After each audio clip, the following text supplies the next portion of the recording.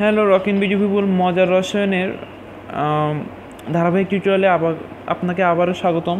আজকে বিষয়টা জেনে রাখা ভালো, অনেক কয়েকটি ছোটো ছোটো ট্রিক্স রসায়নের ক্ষেত্রে যেগুলো আমাদের একটু জেনে রাখা ভালো। তো গাইজ চলুন আমরা ভিডিওটি শুরু করি। সেটা এক নম্বর মানুষ যে খনিজ পদার্থ বেশি খায় সেটা ক্যালসিয়াম। 2 নম্বর স্বর্ণের বিশুদ্ধতা প্রকাশ করা হয় ক্যারেট দিয়ে। 3 নম্বর কাগজে ঘষলে দাগ কাটে লেড।